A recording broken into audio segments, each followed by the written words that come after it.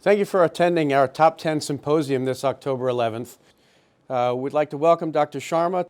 The welcome from Mount Sinai Cath Lab for this structural heart disease case.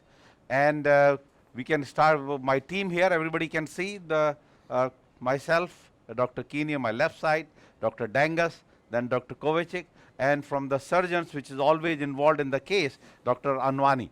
We'll go through the case and have a lot of questions about this particular case, knowing that the intermediate risk got recently approved for a management tower for management of these patients. So if we can go with the slide first.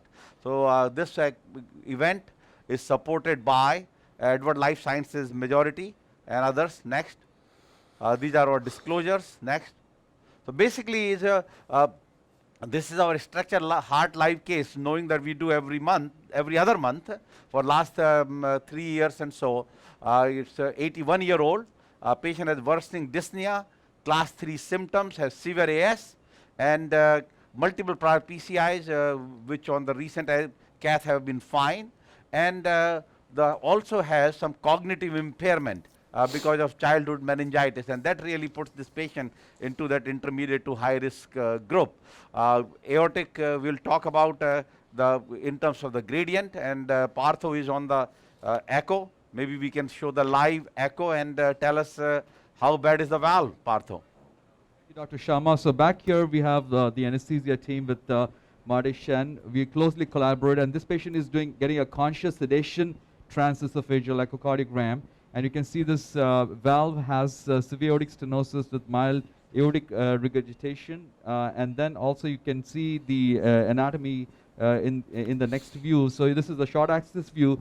What is interesting here, besides the restricted leaflet, you can see there is a calcific nodule on the non-coronary cusp, and there is a slight asymmetric fusion of the non-coronary and the right coronary cusp. But other than that, if you look at the three-dimensional anatomy, again, the calcific nodules are well delineated. So this is an information, this patient being an intermediate risk, we want to have a good outcome, and this information may be useful. And when we perform a geometry assessment, you have the three-dimensional geometry, and you can see here the anatomy on three-dimensional TE is very good. The area is coming as 4 centimeters square, and the two diameters are 2.5 and minor is 2.1. And this information, again, as we will understand, the CT scan is good to know because of the consistency of the information, the choice of the valve device is going to be important. And this is the LV function is completely preserved. You can see a little bit of asymmetric septal hypertrophy, but there is no systolic entry motion. There is no outflow tract which is narrowed by this septum, so it will not have much issues on the valve deployment, but confirming again this anatomy is important. And so this overall, this patient has got, I would say, mild to moderate asymmetric calcific, severe calcific aortic stenosis, mild to moderate calcific issues on the valve, and the anatomy is fairly favorable for a TAVR. Okay. Well, I mean, clearly that the calcium at the valve, we understand that is not an issue most of the time. I mean, we of course, those are the disease cases. Now, what is really coming up is the calcium of the LVOT, left ventricular outflow tract, because that has been associated with the problem, and there are some inclusion-exclusion criteria of the ongoing trials. So I'll ask the question to Dr. Anwani about how difficult, knowing that you have been involved in so many TAVR cases and of course have done so many surgery, that how common this LVOT calcium is. We know the valve is there, supraannular, but what about the LVOT calcium? Is it a big problem? Because a lot being talked about that at present. A lot of patients have calcium around the mitral apparatus in the subaortic curtain. It's not a problem surgically because we can just debride it and suture the valve in place. It's something we see often, but it's not a problem from the surgical perspective. Okay.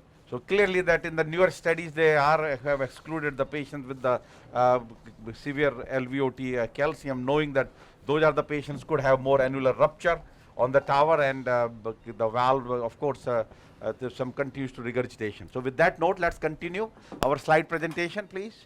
If I could just interrupt for 1 second, Dr. Sharma, and maybe the group can comment.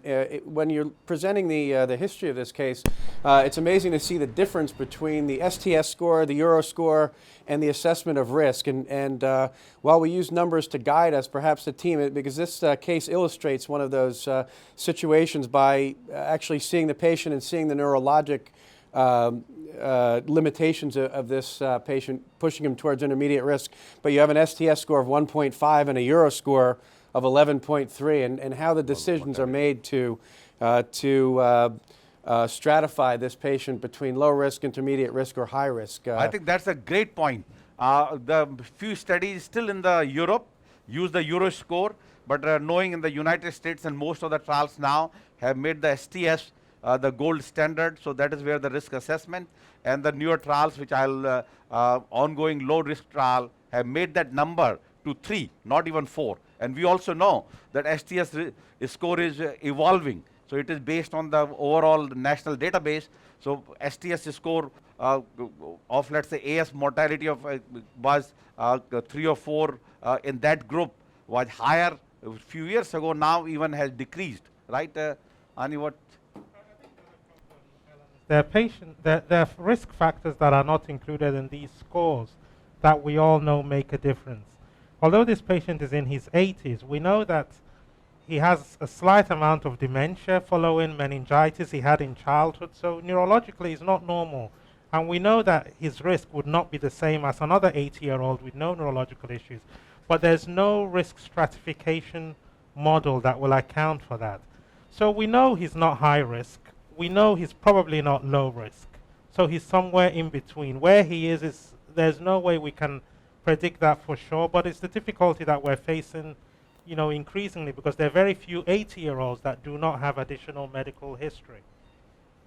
Yep. Yes, indeed. This discussion came about 5, 6, or 7 years ago. At the time, the patient presented with triple vessel CAD and dyspnea on exertion, and a few referring physicians involved in the case, even from back then, made very clear that from neurology standpoint, this patient not a good candidate for a major open heart surgery for this reason. And now, of course, we're pleased to see that there was no restenosis, at least, despite the patient, I think, syntax scored about 28 at that time with triple vessel disease.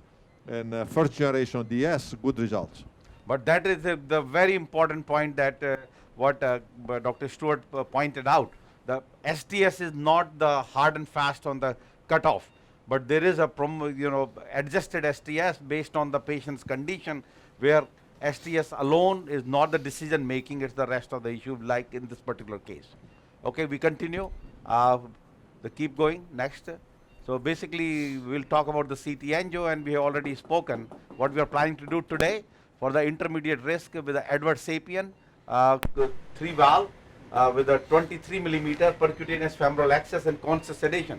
So Partha, you're saying conscious sedation, but you still have a TE probe? That's true. So this is another latest, that even under the conscious sedation you can use TE, although many of these cases are done with a transthoracic, and that actually have been equally good. Next. Echo, we passed by. Next. We already spoken. Now, Sure. Jason. So good morning everybody, to take you through the CT measurements, very concordant and in agreement with the echo measurements that Dr. Sengupta just showed. Maximum diameter is about 25, minimum 21, with a mean of just on 23 or a shade below. The key thing here is the area is 4.1, we got 4.0 on the transesophageal echo. And the annulus is fairly horizontal, very vertical for us today, so it shouldn't be any challenges for implantation at 38 degrees. Next slide. You can see here the sinus of Valsalva, nice and generous, 31 millimeters, and really no problems. The coronary height there in the lower panel, really not a worry today. We only get worried when they're down around 12 or so. These are 18 millimeters both, so really not a concern for coronary height. And to speak to what Dr. Sharma was talking about before with LVOT calcification, we didn't really see any significant LVOT calcification in this patient. Next slide. Here's the access. Fairly straightforward access here in this patient. You can see on the left there was some calcium right around the common femoral artery, so for that reason we put the sheath into the right common femoral, because the actual access point where we put the percloses in was a lot more favourable to get good perclose holding. Next slide. And here you can see in cross section, 9 to 10 millimeters, not a problem from the access today. Next slide. So to put the whole patient together, we got an area of 4.1 by the CT and very concordant measurements with the 23 millimeter S3 valve, certainly at the upper end of the range for the 23 millimeter valve, but clearly within that ballpark. Next slide. And this is actually evolution of the valve now, how the sheath size has decreased. And that is what we are with the Sapien 3, 14 to 16 French. And the height, when we always need to remember, particularly with the various increasing size of the valve, that you have over the height of the frame is larger. Okay, next. So this basically puts it together. Now you want to show George your femoral, what you have done so far? Yes, let's play those things, Jason, and you can walk through. Sure. So we just got the small sheath in the left side, simple access here. We crossed over with a wire. You can see there's a wire already down the right femoral artery, goes down to the popliteal. We've accessed in a nice spot there. 2 Perclose sutures put in. That's the so-called safety wire. So in So case the right femoral goes down, we'll have this 018 wire to bail out a stent or other procedure. The root shot here, nicely aligned, the 3-cusp view. And here you can see the dilator going in. The 2 Percloses are in already, so we dilate with the pre-dilation. Here the sheath going in, just gently leveraging that sheath through the arteriotomy site and gently taking the sheath up, making sure that nothing's being displaced on the way up. This sheath went in quite easily, so we're not worried about particularly any iliac problems. And here we are now. Okay, now compared to, maybe Anu, you can answer it knowing that we have done a lot of core valves. We are doing about now increasing Sapien, particularly now because of intermediate risk approval. So compared to core valve, which is of such a high width, I mean, the height of the valve with a 50 plus millimeter, here we are talking about 12 to 18 millimeter. What do you think about issues in terms of accurate placement and so? I think while positioning, we will show you exactly positioning of the valve. It's just for few seconds. You just have to be very accurate, but it's not that difficult at all to get the exact positioning with this valve, Gradient. Yeah, sure. both with angiography as well as echo guidance. And once we do it, I think the great thing about this valve is access of coronary height, especially when we are talking that we are doing we'll be doing it in intermediate and low risk patient, that if at all they present back with the ACS or any issues with coronary artery, access to coronary artery will be way easier with this valve. All right, let's show us hemodynamic screen, please. So you see the tremendous gradient. LV is about 210, aorta is about 140. Yeah. As you can see where we are. Okay. And the catheter is, go to fluoro, please. You Show us the cross now. fluoro screen, please. You can see the after crossing, the AR2 catheter has been placed with the angle against the apex. That's a favorable sign we use to go directly with a valve wire. Yeah. No, otherwise, if this wasn't so good, then we would be exchanging Or for with a pigtail. Yeah. I think that's a very important point that we're just making, that your wire has to be at the apex and nicely placed in the cavity, not facing the roof, not in the papillary muscle entangled. If you see any of those signs, usually Partho will tell us that, or even on angiography you'll be able to see that the wire is not in the LV cavity. You have to go with the pigtail and make sure the wire is in a right position even before you start the process of BAV and subsequently valve placement. Okay, so now you are doing a BAV with the 22 millimeter balloon, Yes. 22 balloon without a side syringe. ZMAD 2. You can tell us. We have used the Dr. heparin. Sharma can explain the use of the side balloon. Yep, No, no, side syringe. side Side syringe. Basically what happens is many times you need to get a little extra push of the valve Not here. to crack it. Soft. You use a side syringe 10 cc, which gives Start you pacing, like 22 120. millimeter will become like 23 and more effective. So compared to true balloon, which is Pace, multi-layer, ZMAD require little extra pressure. So, Dr. Sharma, what led you to do a balloon valvuloplasty in this case? Oh, Yeah, that's I mean small. the question is, that's a very important point. That Seems to be a that little small. which Yeah. case which case you should be using the balloon valvuloplasty. I think the data are not very clear cut. Some data do support that if you don't do a pre-balloon, you may have the doing or balloon valvuloplasty at the time of the tower deployment may be associated with some neurologic issues, but at the same time, it's also have shown that then you do more post-dilatation. So now majority of the cases, I would say even in the trials and so, that 80-90% of cases you just do a pre-balloon valvuloplasty, and this usually use the not oversized balloon. So like minimum, which is the about 23 millimeter, so we use a 22, and so give an opening so that the valve can go easily, and so although there is a pro and cons, so that valve may move, maybe a little bit of CVA happens, but that is not a consistent finding. But overall, it requires many of the patients with a tight valve like this case, which you saw such a high gradient of almost 80-90 millimeter. We need to do definitely the balloon valvuloplasty before putting the valve. Okay, now we are going up with the valve, and the whole catheter is called the commander. If you can see here, most important in this particular valve, as soon as I give it to you, you have to make sure your orientation, that they have crimped the valve appropriately with the orientation which is facing down. You see the white portion, which is the skirt, is facing down. That way you're going up, so it is facing down through the ventricle. This is very important. It's the responsibility of the implanter to make sure your valve is facing the right position. So I'm checking it, and now George, who is going to introduce it, he's also going to, so just making sure that two people have checked that the valve orientation is very good. So now, as he goes in, what we call Fluoro. the sheath is going to start expanding. So you'll see he's going to have a lot of resistance as he's going in. The sheath expansion in the first few millimeters is not that easy, but later on you will see it'll be going in way easier because the sheath expands. Though it is 14 to 16 French here, it becomes almost like a 20 French or so as it expands. Okay, we stay here to do our thing, no? So now this is a positioning of the valve, which is very important. Go to AP, please. Who is coming here? Go to the AP or AP position, cranial. please.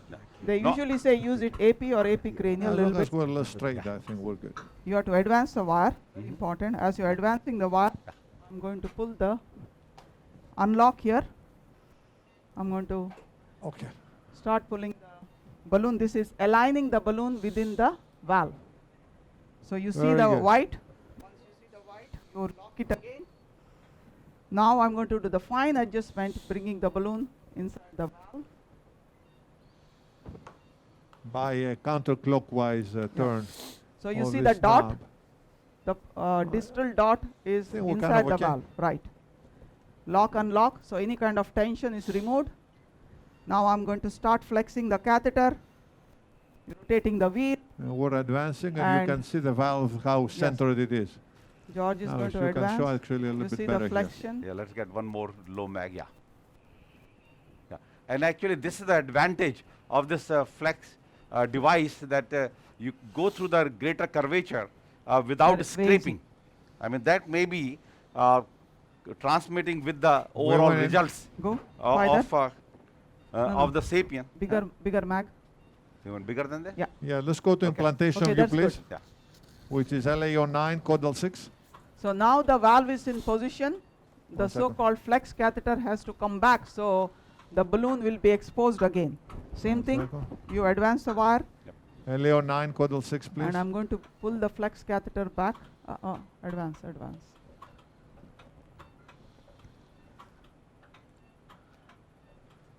But I think one of the big advantage of the device that it goes through the greater curvature of the aorta and without scraping it, maybe kind of no touch technique. That may, Too high. in my opinion, one of the very important data which we saw with the Sapien 3 registry and part with the partner 2, that having a lower CVA rate. I think partly it is because of it just does not scrape the inside or outside of the aortic arch. So now think we're if you good. need any fine adjustment of the valve, you just have this screw here. You go in, rotate, clock to go in, counterclock to come out. So Is I it- think is- we are about 50-50. We usually like about 60% in the LV, 40% in the IOTA. Looks that way. Okay, you want to do our Okay. testing? And always the testing has to be with pacing. You pace at 180.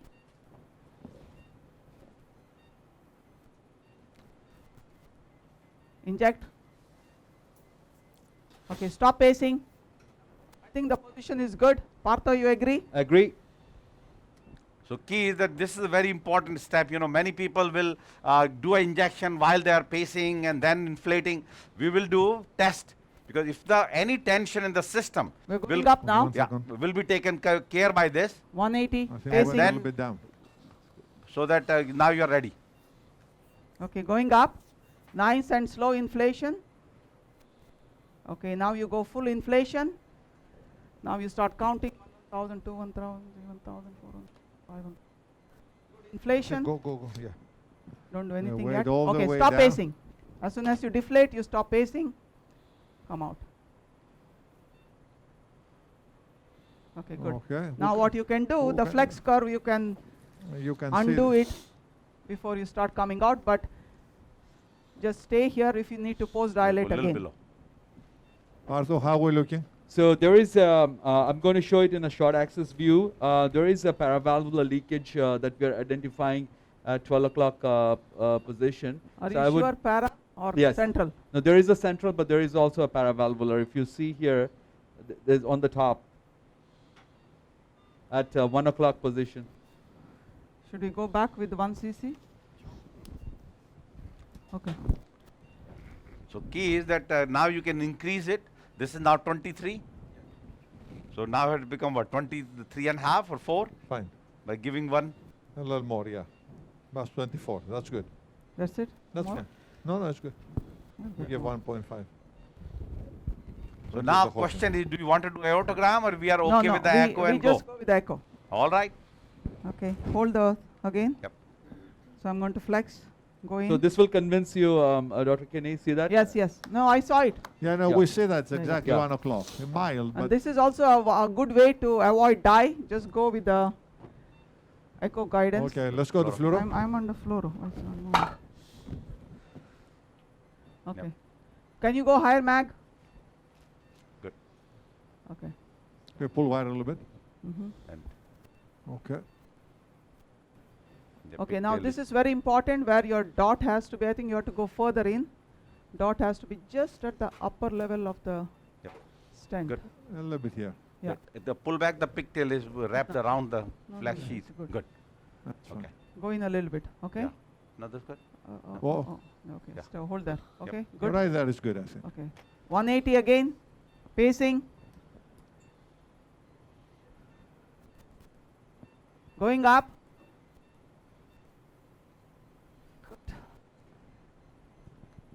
That's good. Keep pacing, please. It's a long pace run. Keep pacing. Okay, stop pacing. Okay, let's take it out now. Okay, Partho should be good. Yes. Well, that's a I'm maximum just we going to can put do. some color flow. Okay. Coming Flex down. it. Yeah, unflexed. Already unflexed and coming down. Oh, Go in with the catheter. It's reduced. It's only trivial to mild. trivial to mild. We have a new definition every That's good. case. There is a. Let's so- bring the T Yep. probe up a little bit.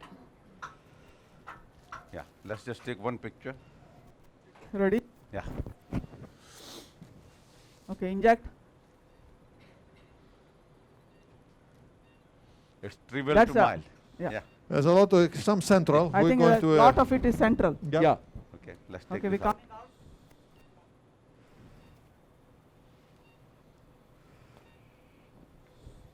Watch your what? Mhm. All right, we're out. Good. We're going to get the pigtail and the Pigtail. LV now. Let's get the gradient.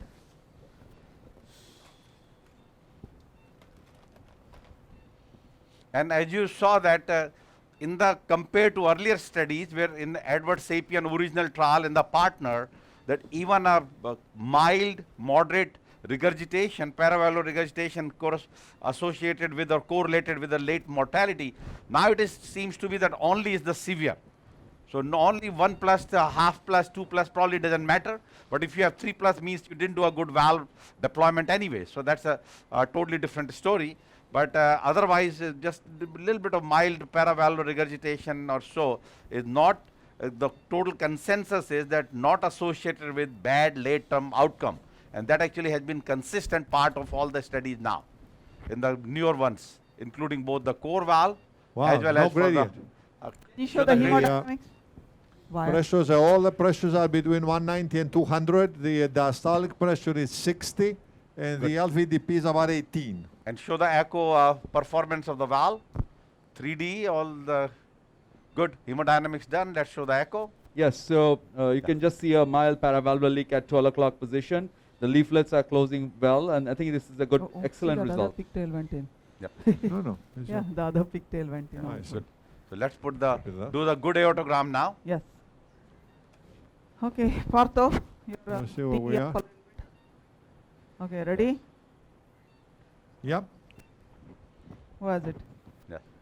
Okay, inject. Good. Beautiful, beautiful. Trivial AI, an excellent position that you Yeah. see there. Look at the positioning. Beautiful with nice flow in the coronary arteries. Yeah. Now question clearly, so that the valve hemodynamics points we are done. So to me, actually, I was just in the investor conference last week in Midtown, and there was a lot of discussion took place. Particularly, there was actually surgeons in the on the panel, and so the whole issue was that once we get to the low risk studies, so what will be the, from the surgical point of view, Ani, that your acceptance, knowing that everybody knew in the high risk, super risk, better do the tower. Intermediate may plus minus. Patient But may question is, once you go to the low risk, how is the acceptance from the surgical colleagues, community? Well, I think the key thing in any of the risk groups, even the high risk, is an informed consent. Because there are pros and cons of both the Done. surgical approach and the Done, catheter approach. And I think the key is people have to be aware of both the short and long-term limitations of a catheter valve in a low-risk population, and it will be down to informed consent. Some patients will choose to have a surgical valve, and some patients will choose to have a catheter valve, accepting the possible long-term implications of that. But I think the key is an informed consent. The alternatives have to be presented in an unbiased way to the patient. And but as a surgeon, as an individual, knowing that if you do surgery, you let's say get 100% RVU. Now, as you know, with the modified CMS system, it is 125% divided between interventionalist and the surgeon. So you're not getting truly the full 100% RVUs, it's only 62.5%. And that's where actually the discussion was, that will it be not accepted by the surgical colleagues? Well, I think the way forward is to have heart teams rather than surgical and cardiology teams. You just have a department of heart disease, and everyone gets the revenue from the procedures and shares it amongst all the operators. But I think the division between surgery and cardiology needs to become less definite, and should work as a team. And that way these conflicts wouldn't arise, and we'll do what's best for the patient rather than what might be best for individual specialties. I think that's a if I very, could- very important statement given by one of our great cardiac surgeon at Sinai, and this actually makes sense. What Ani just said, that it has to be the team approach, so that rather than, because clearly that if I'm a surgeon, if I know that I could be done in 10 minutes, and I don't have to worry about so many other infection, external wound, and so on and so forth, why would not, and if it's appropriate, probably will go with the tower, because clearly that this seems to be coming up as a better and better technique. With that result, if we can, with that note, if we can go back to our slide while we are taking care of the femoral for next 10 minutes, next, and that is this whole field, next, that is the increasing benefit of the tower in the intermediate risk group. Next, there are a lot of data which have come up. One of them is few years ago, that AS, next, and it has been shown that AS in elderly, it's a disease, just like patient need a pacemaker when they will grow old. So it is the same thing, the valve degeneration occurs, and these are the various country-wise in terms of the AS as well as the tower. that concentrated. So it seems to be in the United States about 300,000 next patients, because of 3.4% of population beyond 75 has severe AS. So 300,000 in USA. So thinking that if you are doing the tower, it could be per year could be anywhere from 30 to 50, 60,000 patients, which goes to into that intermediate and high risk group. Next, and of course low risk will be. Now there are few papers. One just from the core valve study of the STS risk of 7 or less. Next, so within that, as you can see, that STS of 7 or less at 2-year outcome, clearly all-cause mortality favored with a p-value of 0.01 in terms of the tower. So clearly showing that even in the low risk or intermediate risk group, what we say, within the high risk group, your STS is low, you do better outcome with the tower. Next. These are the individual endpoints of the stroke, and so clearly that overall, except the pacemaker, which we all know, that will be higher with the tower, but clearly the rest of the points which statistically or a trend to lower event rate with the tower compared to surgery. Next. Now then, this is actually very interesting. A paper just came out from the France 2 registry. The original paper was published in NEJM about 4 or 5 years ago, and now they had a 4-year data on these patients. Next, these are most of them high-risk patients, and it basically showed very important, which is the upper left corner. That is death from the cardiovascular causes in these patients, because we all know that what is your lifespan depends when you deploy the valve. If you are putting a valve in age of 81, the lifespan that time is 4 years.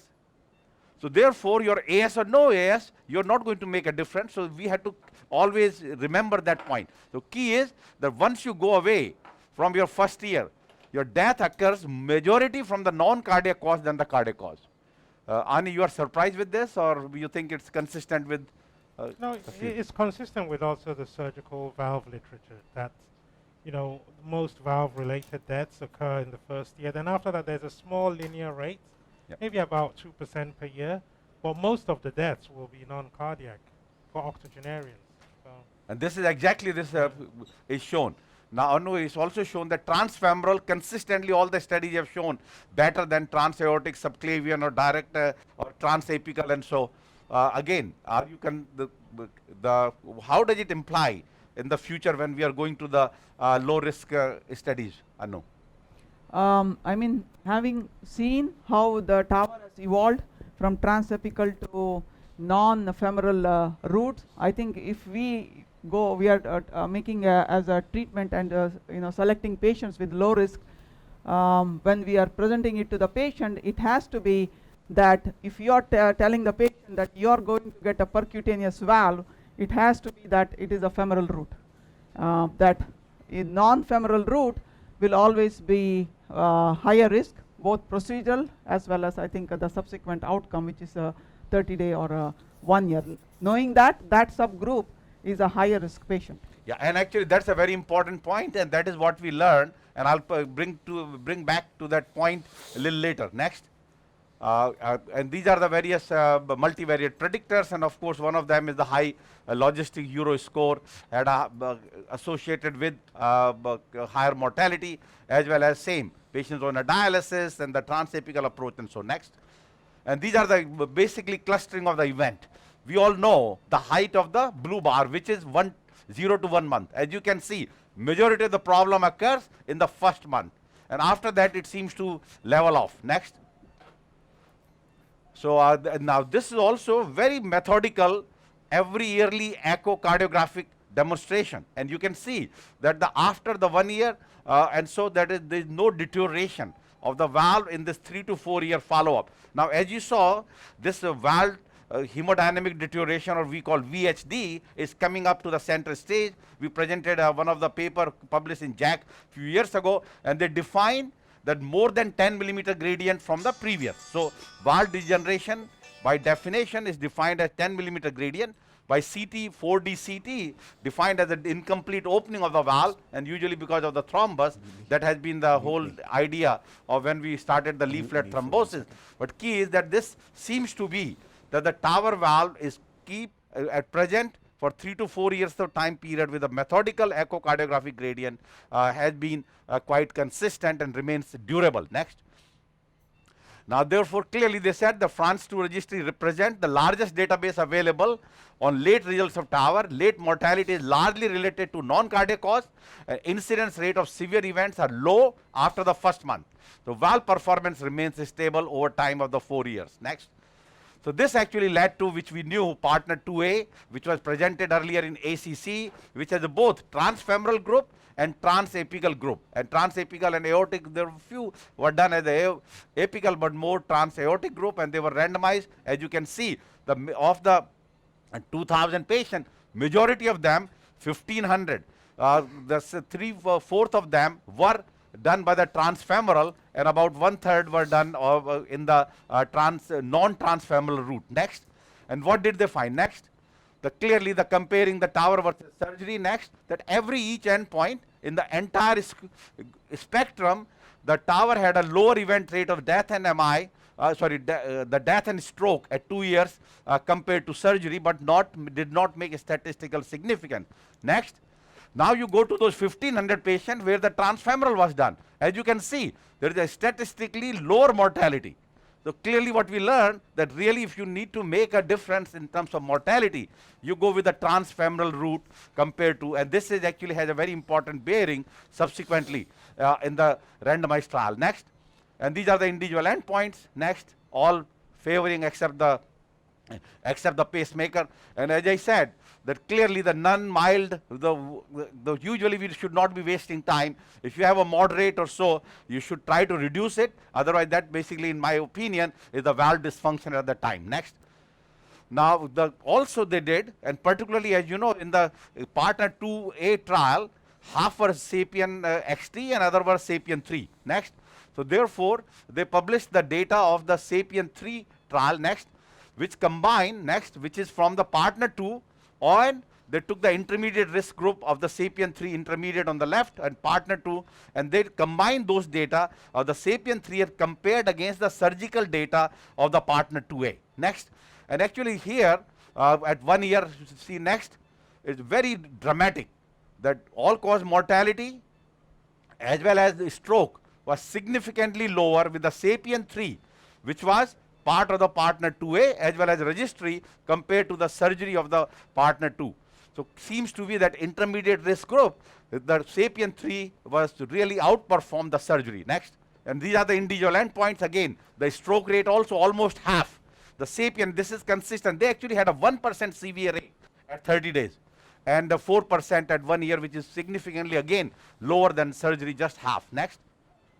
So clearly that led to, we all know that that is what this case was all about, that approval of the Edwards SAPIEN for transcatheter valve for intermediate risk patient. Next. Now pivotal trial of for the core valve, Certavi, next, has ended, and hopefully they'll present the data by end of next year in AHA. Next. So we already have one and the second. Now question, there are a few things which have come up. Next, that the outcome of the TAVR is dependent on the center, and it could be variation anywhere from your 2% to 7% in terms of in-hospital mortality. And next, and it's largely dependent on particularly the volume of the centers. And clearly, you can see the adjusted or unadjusted. The vascular complication mortality is all lower in patients where you get the volume. And they say that TAVR volume kind of a 200 is a cutoff. If your institution starts doing the 200, of course, the great. But if you are between 100 to 200, you are in the plus. Less than 100, you really don't have a benefit or means there is not a decrease in overall mortality, vascular complication. So neurologic complication was no different irrespective of the volume. Next. Now this actually leads to two major trials which are ongoing. One is the partner 3, where calcific AS, transfemoral only. So this is the key. No, if you are not transfemoral, you cannot be part of the trial. So and of course will be again 1,200 patient, 1-to-1 randomization with a CT imaging because of the valve leaflet and many other points. And very important is the primary endpoint is 1 year. Because with Marty Leon being PI, they try to see that how can we get this technology sooner in a interventionalist and surgeon's hand on a clinical ground. So what they did is they combined all-cause mortality, stroke and rehospitalization 1 year after procedure. So, Ani, what do you think about this primary endpoint? This is the first of the unique. All the time we had talked about death and stroke. Now they have used rehospitalization to show the difference of the tower versus surgery. I think rehospitalization in a low-risk patient would be most unusual, so that's a bit of a strange outcome to choose. But the reality is, for the low-risk patient, you're looking at long-term survival.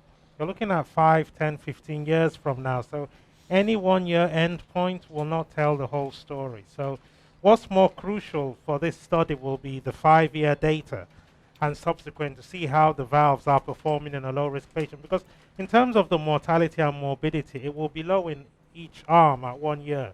Whether you have surgery or you have catheter, it will be very low mortality and morbidity. So the real question this trial will answer will be 5 years from now. And by then it might be that the 1 year data will be such that the device is approved, but we wouldn't know for sure whether it's a good idea till 5 to 10 years from now. And that is exactly point. Compared to the earlier, the tower trials use 5 years. With a low risk, they are going up to 10 years. Yeah. So exactly the same point, that 5 years is too small. So you need to go up to 10 years and to see the difference. And more importantly, the registry. Registry for alternate access, knowing that transfemoral is the only approved for the trial inclusion, then bicuspid valve and valve-in valve. So very, very important. Those are the registry answer. Next, the similar to it, the Medtronic tower core valve, low risk patient, that is a 3%. So one point also I wanted to say, initially it was proposed that these patients minimum age should be 65, but that has been taken out. So even 55-year-old patient can be randomized between two strategy, because age is no longer a cutoff. Now the low risk tower trial, which is the 1200 patient, had kept the same point of the death and stroke at 2 years. So little different endpoint of the two trials, and the leaflet sub-study having a 4D CT, Mount Sinai is part of the low risk. We already have 5 cases, and now there is a sub-study of the CT, and we are the part of it. Every case will get CT evaluation periodically, try to see the leaflet, the issue about the leaflet thrombosis. Next. Now key is, this is actually a little old, but I think it's about, tells you the story that every month now in the United States, actually they expect that they're maybe doing about 3,000 tower per month in the United States, which may lead to almost 35, 40,000. At present, it's a 2/3 the Edward Sapien, and the 35 and 1/3 is the core valve. Next. Clearly this field is going to immensely increase and explode. The overall globally 71,000 in 2015 to next in 10 years will go by clearly the 4 or 5 times. Next slide.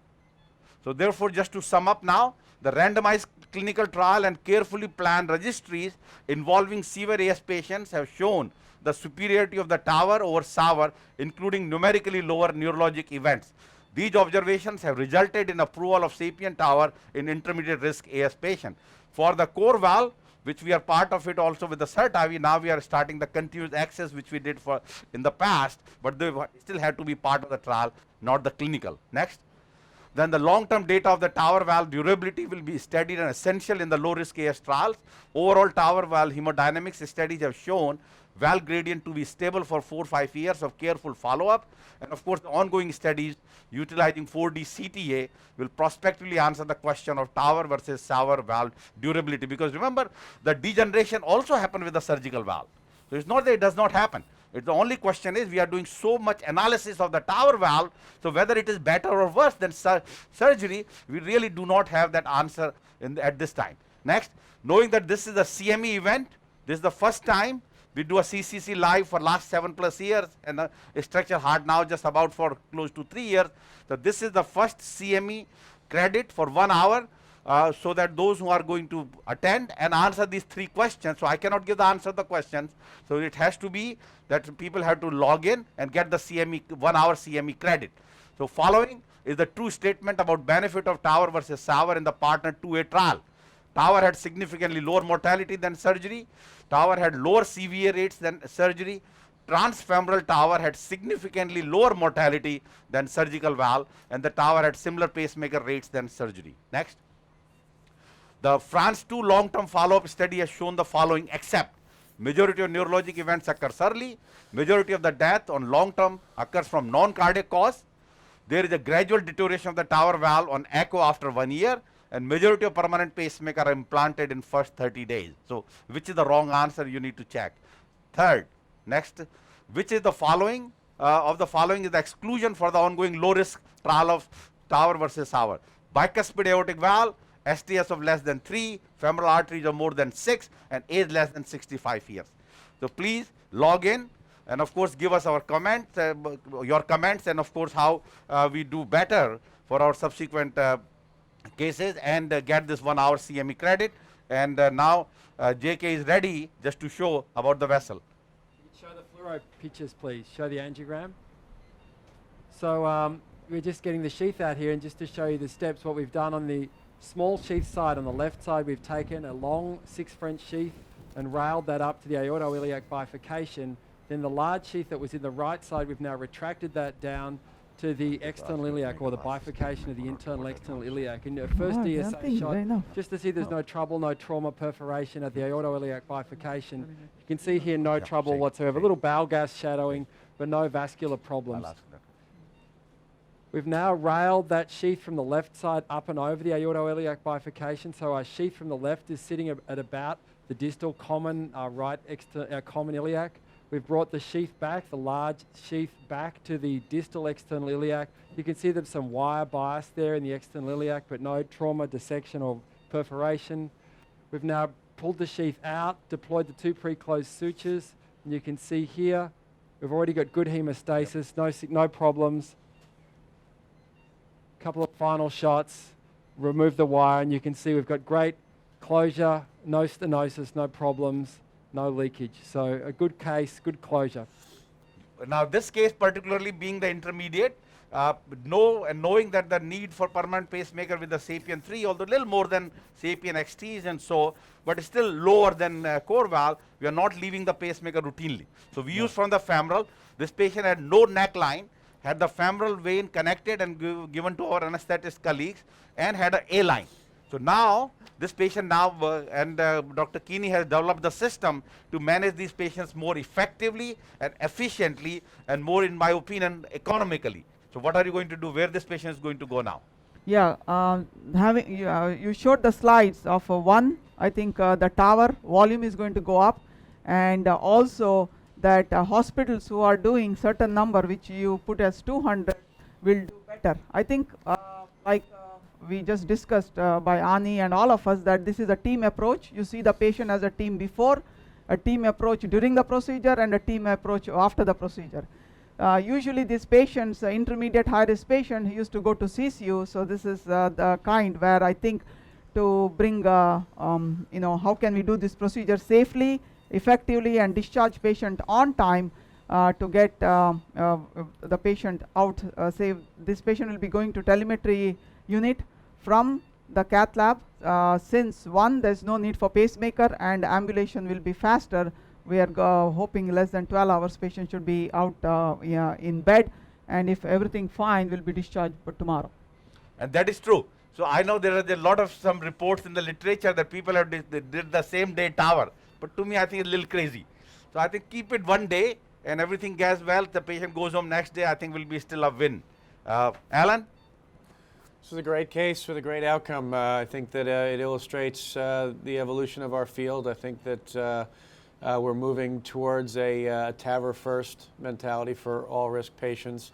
But as Ani cautions, it will be a while before we determine what the long-term durability of the valve is, and I think that's what's really going to guide the future of the program. This is a case where you did illustrate this is now a new CME credited event for Mount Sinai. In order to claim your credits, you'll need to watch the archive webcast and pass the test that Dr. Sharma brought the questions forth on. This will be broadcast later in the week, and our last case has already been posted on our website.